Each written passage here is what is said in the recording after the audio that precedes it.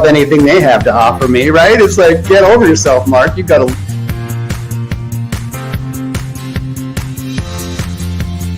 I believe if we could be indivisible, we would be indestructible. And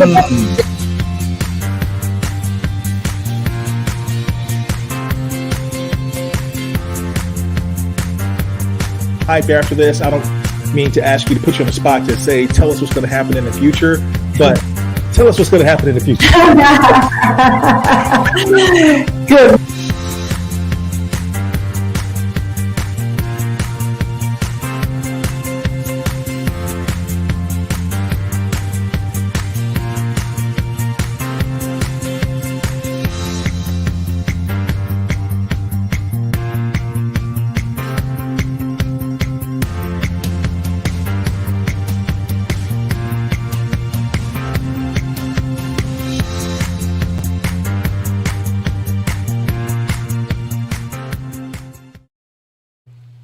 Hello, everyone. Welcome to another episode of Keep Leading Live. I'm your host, Eddie Turner, the Leadership Accelerator. I work with leaders to accelerate performance and drive impact through the power of facilitation, executive coaching, and keynote speaking. We're broadcasting live today on LinkedIn, YouTube, and Facebook. If you are joining us on either of these platforms, let us know by dropping a comment in the comments section. Tell us that you're here, ask a question, and we'll provide you an answer. Or just tell us that you're here and where you're coming from. We want to hear from you. Hit the share button, and this will put it in your feed for your friends and colleagues to see later and capture the recording. If I were to walk into a gig where I was hired as a facilitator, and my guests for today were to show up, I'm not only going to go somewhere and sit down, but I'm going to pull out a notepad and start to take notes. Why is that the case? It's because of comments like this. Hands down, he is the most talented and effective facilitator with whom I have ever worked. That's from the former CEO of the United Way worldwide. And here's other comments. This is the best facilitator I've ever seen. And that was spoken by the CEO of Shell, the CEO of UPS, and even the former mayor of Atlanta, Maynard Jackson. So who is this man that people say this about? It is none other than Michael, the Facilitator Wilkinson. I agree with all of those comments because I have seen him in action. I've learned from him directly. Michael is the founder of Leadership Strategies. It is the facilitation company. Facilitation Strategies is the largest professional facilitation company in the nation and probably the world if we were to really look at it. Michael's also authored 7 books. And these 7 books are not only bestsellers, but they are featured and used around the world. Michael is also the founder of one of the founders of the International Institute for Facilitation. The acronym of INIFAC is what many people know it by. And he's a member of the International Facilitation Hall of Fame. Without further ado, I want to introduce Michael, the Facilitator Wilkinson, as we talk about the 8 core practices of facilitative leaders. Michael, welcome to Keep Leading Live. Now, Eddie, I'm a black guy, but I got to admit, inside I'm blushing, okay? I appreciate you, man. Thank you. Thank you for those kind comments. It's great to be here. I think it's wonderful that you do this podcast on leading and the whole leadership angle, and watching your video role. You've done an impressive job of picking up some leadership from all different angles. So congrats on that.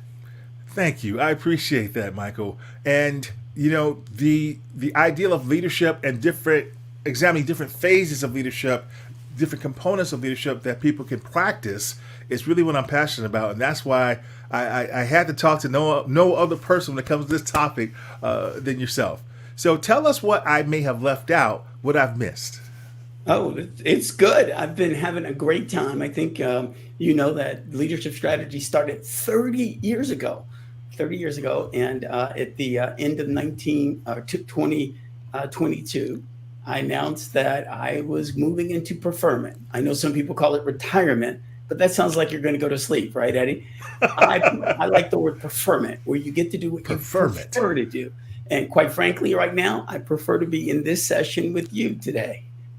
Well, I am grateful that you prefer to be in this session with me, and with your body of work cast behind you. I am disappointed. I've got the virtual you got the click book click for virtual meetings. Anybody wants to know how to facilitate virtual meetings better? I also have the secrets of facilitation. And anybody that's gone to my workshops with the National Speakers Association, they've seen me refer to this as the Bible for facilitation, in addition to a couple other books I promote. But yes, so there's just a couple. We're going to talk about your new one here in a minute.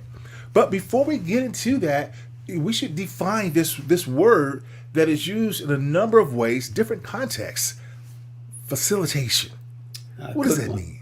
Good one. What is it? And so let's break it down, if you will. So the way we use facilitation, we talk about it as process facilitation, where you're taking a group through a process. For example, you know how executives go off on those 2-day retreats to develop their strategy. Facilitators are the folks up front running those sessions. We are taking the people through the process. Key is asking the questions where they generate the answers. So let's contrast consulting with facilitation, with training, with presentations.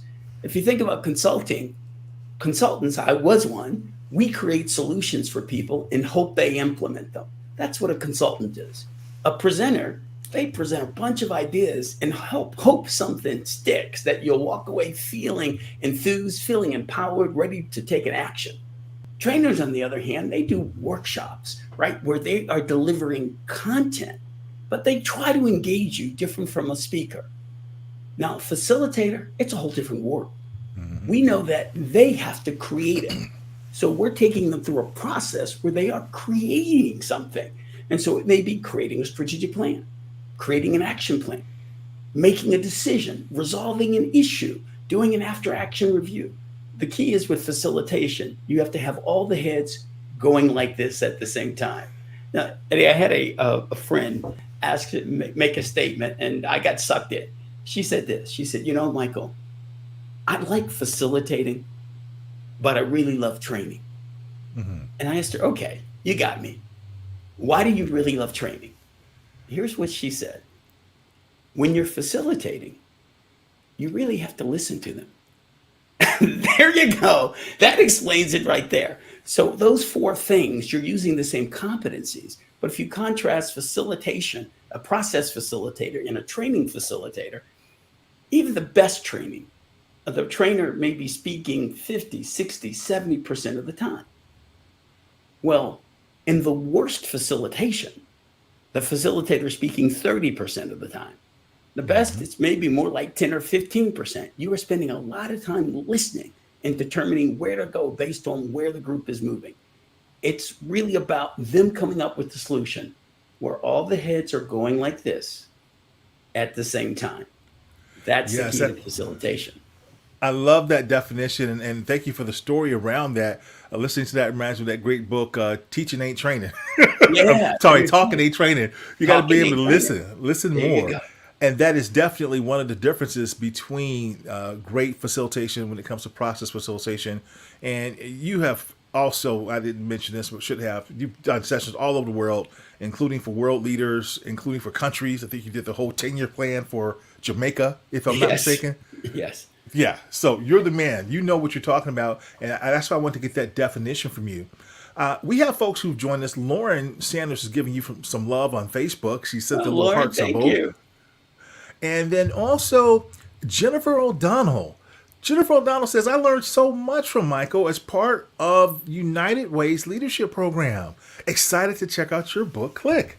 Jennifer, thank you. And I remember for 14 years, Leadership Strategies was the centerpiece of the training program for top leadership in the United Ways and up and coming leaders. And Jennifer was part of that executive leadership program. So thank you, Jennifer. Fantastic. Jennifer joining us from LinkedIn and sharing her feedback. We appreciate that, Jennifer. Thank you very much. Now, Michael, you've defined facilitation, the difference between that and training consulting for us very nicely. Can you explain then what makes facilitation an essential skill for leaders today? Great question. Great question, Eddie. And let me explain it by way of a story, if I could. One of the reasons, quite frankly, I think I am a good process facilitator is I grew up on the IT side of the world. My first 14 years was as a programmer, designer, analyst, systems planner in systems, which helped me understand that it really is all about process. I was working with one of the big consulting firms. I'm not allowed to use their name as part of my exit agreement, but I can use their initials. It's E and Y, just in case that helps you. But in any case, we would, in the consulting world, we would go into an organization, interview people, analyze it, come up with 100% solution. And then we'd go away because good consultants go away. Eddie, when we come back a year later, we'd be lucky if 15% was implemented. That's the life of a consultant. Well, in my last several years with that organization, we started taking a different approach. So we would assemble their team of people. And instead of us coming up with the solutions, we would take their team through the process we would use, and they would come up with the solutions. Mm-hmm. Quite frankly, some teams could only come up with the 60% solution. So we would float ideas. What about this? So, oh, yeah, that's great. What about this? Oh, yeah, wonderful. What about this? Oh, that is amazing. How about this? Oh, no, that won't work here. This, no.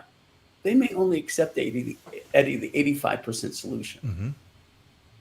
But we come back a year later, 80% of it would be implemented. 80%.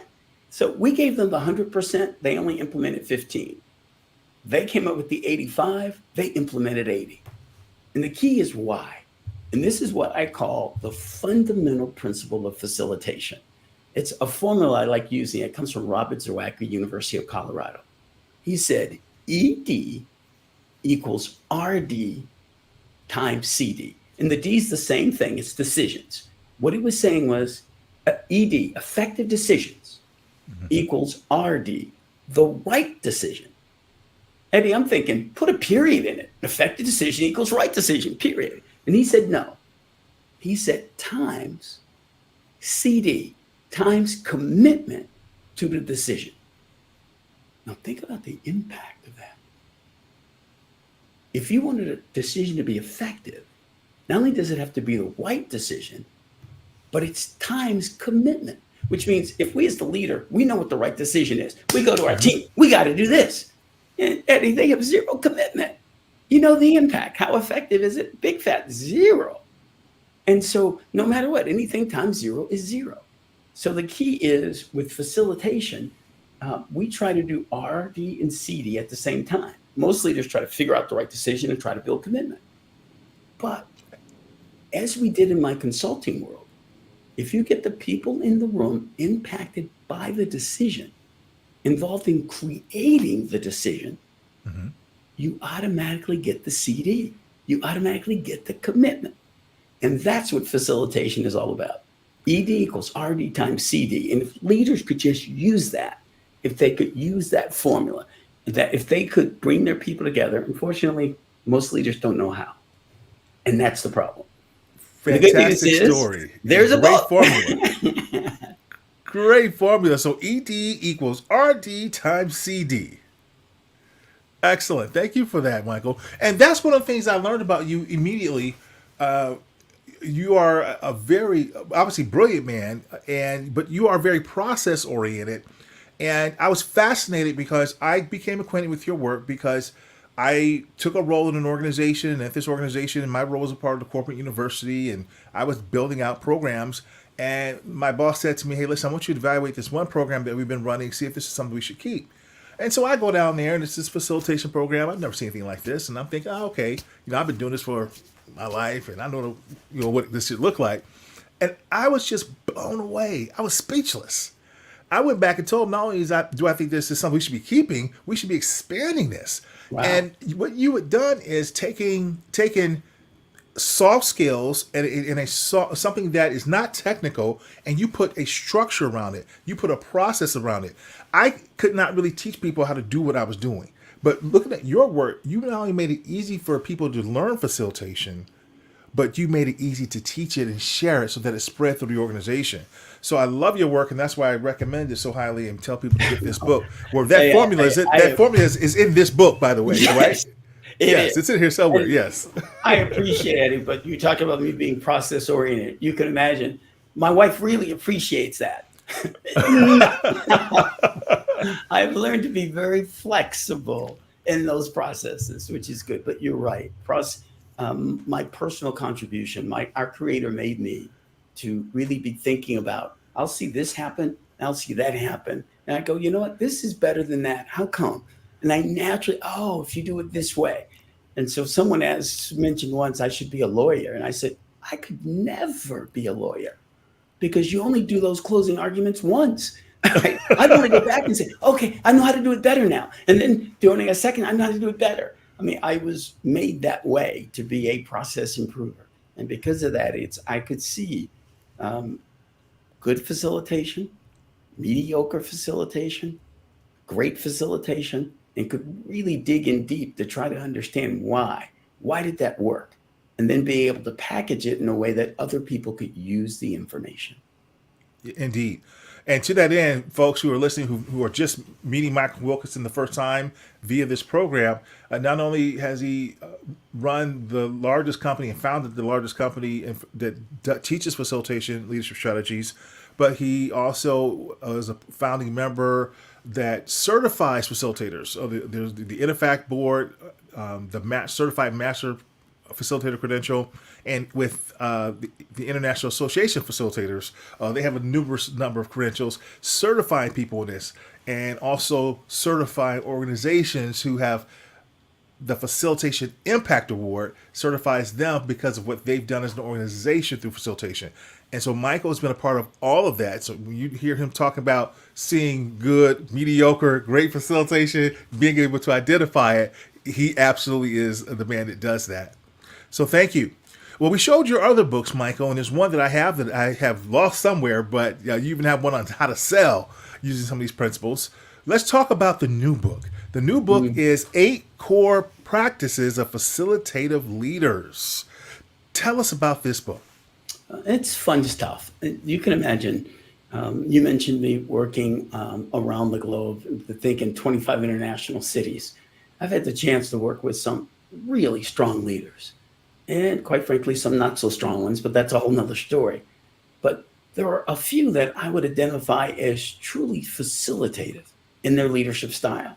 And given my process orientation, you know what I did? I asked the question, why? What is it that these people do differently? And so I broke down 8 specific competencies, 8 specific practices that these facilitative leaders do that really distinguish them from other leaders. Some of it is counterproductive. Some of it has been out there already, things that we all know about, but packaging it in such a way, we call it the succeeds model, those 8, just to break it down and make it a little easier for people to understand. Can you go ahead and list the 8 for us, Michael? Sure. Go ahead and run right through it. Let's do it. So when you think about succeeds, 1, the S. Start with the why. Engage with the how. See, most leaders, you know what they do. Hey, everybody, I need you to do this, this, and this. This says no. Start with the why. People get engaged and excited. And Simon Sinek said, start with the why, because that's what happens. That's how people get engaged, not in the what you're asking them to do, but the why. 2, the U is understand and empower. Don't command and control. See, think about situational leadership. Facilitative leaders understand that some people you have to direct. Some people you really have to coach. Some people you really can delegate to. And each of us have our own natural style. But the key is you need to understand your people and empower them at the level that they can be empowered to. And it's going to vary. So S, start with the why. U, understand and empower. C, communicate in their language, not yours. Eddie, I know you are well aware of DISC, or other people use HBDI, other people use Myers-Briggs, but you really want to be able to communicate in the other person's language, because you as a leader can be so much more effective using the DISC model. Whether you've got to be direct with some people, you really got to allow people to speak and get their thoughts out. You really have to really be precise and specific with some people. Other people, you really have to create the kind of environment. And as facilitative leaders, we understand our people and we really communicate in their language. So the second C in the succeeds model is connect first, correct second. Now, quite frankly, Eddie, this is the one that I am still working on. As a process improver, I definitely think, okay, we need to fix this, we need to fix this, wrong answer. Connect first, correct second. I'd love to share more about that, but let me keep going. The E, so succeeds, we said start with the why, understand and empower, communicate their language, not yours, connect first, correct second. But the first E is equip for success. Monitor for results. So many teams are so poorly equipped. They are destined to fail because we know that there are 8 essentials to the team. And 5 of those essentials, you as the leader have to give to the team. The other 3, they have to create. And we are so poor at chartering teams, we don't equip them for success. Other times we equip them fine, but then we take a laissez-faire, let them do their own thing. We forget about monitoring. Really important. The second E, engage conflict, encourage disagreement. Now, this may sound counterintuitive, but really facilitative leaders knows it makes sense. You don't ignore conflict, you actually engage it, because facilitative leaders do it because they know there are only 3 reasons people disagree. And so they have tools for really resolving conflict.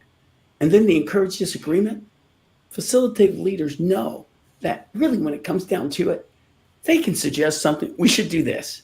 And that's as good as it's going to get. But if you encourage disagreement, say, hey, you know what? I'm thinking about this. Let's talk about what's good about it. Let's talk about what's not as great about it. And let's talk about how to make it better.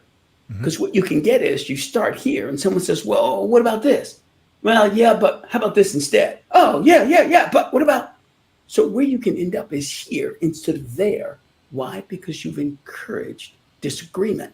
Because disagreement just means there's a better solution that we haven't found yet. So start with the why, understand and empower, communicate in their language, not yours, connect first, correct second, equip for success, monitor for results, engage conflict, encourage disagreement. So let's go to the D. Drive strategic thinking throughout the organization. See, oftentimes leaders think, well, strategy is up to us. Remember the formula, ED equals RD times CD. Effective decisions equals the right decision times commitment. So if we go in the dark room and build strategy and then try to build commitment to it, problematic. But what if we teach all of our people strategic thinking and how to think about a situation strategically instead of tactically? In fact, the more people we have thinking long-term and strategically about their decision-making, the better for the organization. And facilitative leaders know that, and they empower their people with the tools to do it. And then finally, the S, start, execute, and close every meeting masterfully. Facilitative leaders know that their biggest currency, where they spend most of their time, is in meetings. And so they know that they have to make sure every meeting they lead, every meeting they attend, starts, execute, and close masterfully. So they really focus on really getting meeting skills throughout the organization. So that's the succeeds model. I know it went through it quick, but just really wanted to give you a feel for those really 8 pieces, the 8 core practices of facilitative leaders. Excellent. Well, thank you for running through the succeeds with an S model. That is fascinating, and we could spend an hour, no doubt, on each one of those. In fact, we teach a class doing just that. 2 hours, by the way. You teach a class, a 2 hour class on that? No, excellent. 2 hours on each one. Oh, 2 hours on each one. Oh, okay. Oh, so I was grossly underestimating how much time we can spend on each one is what you're telling me. Excellent. I get it. And I'm not surprised. So fascinating. Well, we won't be able to do that on this segment given the amount of time we have left. Do you have time to just give us the most important one our listeners can take with us? Okay, and what's this? Should a couple of minutes, 3 minutes? Give me a time frame because I don't want to exceed our allotted time, my brother. We've got 5 minutes left. Okay. Well, I mentioned that the one that was toughest for me and one I'm still working on is connect first, correct second. Mm-hmm. So just a quick story from my own career and really drive home the point. I was back when I was with that firm that were really nameless. Mm-hmm. I was my first project management job. I was installing a payroll system in 500 convenience stores across the Southeast. Now, it was the first time I was a project manager. So I was working till 8, 9, 10 o'clock every single night. I wanted that to be the best payroll system implemented in the history of man. I was busting my behind. Well, it was a 6-month project. We were nearing the end of month 1. The CFO, the project sponsor, comes to my office and he says this. He says, "Michael, you're doing a terrible job. I was just talking to the controller. He doesn't understand how this new payroll system is going to update the balance sheet. Would you get on the stick?" And then he left. Wow. Yeah. We call that seagull management. You fly in, make a lot of noise, dump on everybody, and fly out. And honestly, I've been truly upset only 4 times in my life. Only 4 times. I was livid. This ungrateful so-and-so. Here I am busting my butt to get this. Now, what you may not know, and people who aren't in the systems won't necessarily know that, the update to the payroll system is called an interface. In a 6-month project, you design interfaces in month 2, implement them in month 5. We were at the end of month 1. He was busting my chops about something he hadn't even gotten to. I was okay. Calm down. But I was upset. I can see this is still with you years later. 30 years later. Was that unfair or what? Anyway. But what if he had come into my office, Eddie? And said, "You know what, Michael, I know you're putting a lot of time in this project, and I appreciate the time you're putting in. I need you to do something for me. Would you sit down with the controller? He's upset. He doesn't understand how this new payroll system is going to update the balance sheet accounts. Would you sit down and talk him through it and pretty much put it at the top of your priority list? Would you do that for me?" Eddie, what would I have said? Of course, yes. He was delivering the same message. You're not doing something that's important to me for you to do. So why would I have had a different reaction? Because he connected first, corrected second. Mm-hmm. He let me know that he saw me. He saw what I was doing that was valuable, and he needed me to do something else. Now, I would have walked away with 2 things really important. One, I would have seen this is how a facilitative leader works. Mm-hmm. Here's how they work. And I would have walked away with learning, oh yeah, I need to think about people, not just getting the project done. Instead, you know what I walked away with? You ungrateful so-and-so. And so the real point is, if he had connected first, corrected second, it would have been a totally different experience for me. Mm-hmm. And that's the thing we say to people. Hey, leaders, you need a set of principles that say how you operate. And those should be leadership principles throughout your organization. Does your organization have a set of leadership principles that all the leaders operate under, including a principle such as connect first, correct second? So that's one of the cool ones, I think, Eddie, from my perspective. Thank you for sharing that, and especially with that vivid story. We're not likely to forget that anytime soon, Michael. Okay. And I think that's probably one of the key messages we can take away with us, yes, ladies and gentlemen, as we think about the 8 core practices of facilitative leaders that Michael Wilkinson has shared with us today. And Michael, I always ask leaders on the Keep Leading podcast, what's a quote that you use that helps you to keep leading? And you know what? Let's go with this one. Facilitation works if you work it. Excellent. Facilitation I like that. works if you work it. And that quote is from none other than the great Michael Wilkinson, because I've heard you say that a lot of times. Wonderful. Well, Michael, it's been an honor to have you. Ladies and gentlemen, Michael is not only the master facilitator, one of the best in the business, the best in the world, he is now also doing keynotes. So if your organization is looking for someone to open up their next event with a rousing speech, book him. You can visit him. You see the name right under his name, michaelthefacilitator.com. Visit him there to find out more about his speeches, more about his facilitation, more about his books. Anything else that folks need to know about connecting with you? Oh, yeah, connect with him on LinkedIn. Follow him. Anything folks should know, Michael? Tell us. That's right. Well, Michael the Facilitator will get you to me any number of ways. That's great, Eddie. Thank you. And I want to acknowledge one other person from LinkedIn has made their voice heard. Umar, I just met him on Friday, a fantastic coach down in Florida. He says, great session. Thank you, Eddie and Michael. Thank you, Umar, for joining us. We appreciate having you. And Michael, thank you again. It has truly been an honor to have you here on Keep Leading Live. Well, I look forward to connecting with you offline, my brother. Thank you so much. And thank you for listening. That concludes this episode of Keep Leading, everyone. And as always, I want to remind you that leadership is not about our title or our position. Leadership is an action. Leadership is about activity, what we're doing.